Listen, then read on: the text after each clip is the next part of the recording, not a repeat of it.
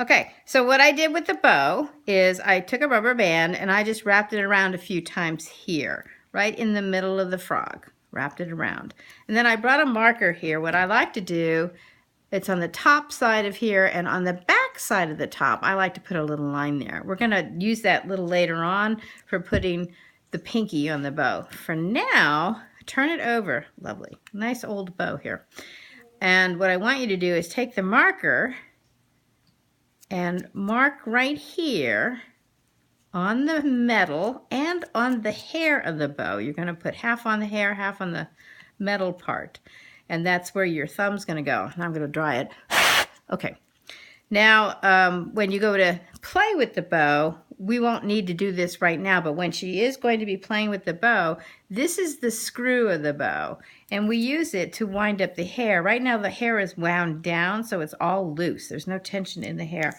And what I'm going to do is I'm going to turn the screw, holding it in my left hand, I'm going to turn it away from me, and it's going to tighten up the hair. See how that's tight?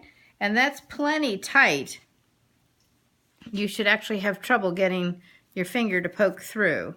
It shouldn't be floppy loose, but it shouldn't be so tight. You see there's a camber here. There's a slight arc in the bow.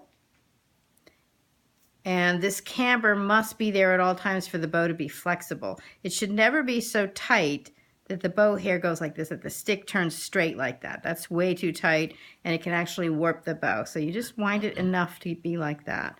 This is the stick of the bow. This is the tip or the point of the bow. This is the horsehair on the bow. Do not touch the hair with your fingers. Not at all, because there's oil on your fingers. That's how we get fingerprints on things. It's from the natural oils. Even if your hands are clean, you still have natural oils. So don't touch the hair because it makes it slippery.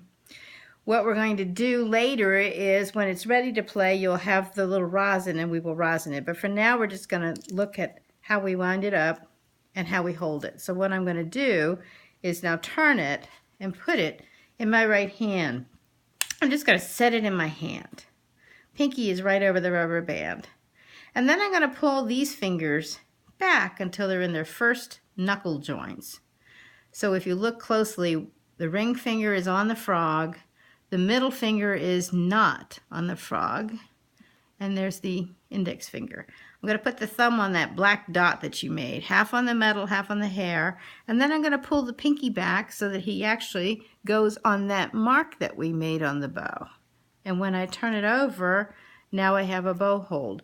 It's round here, nice bumpy thumb, half on the ferrule, which is this metal band, and half on the hair.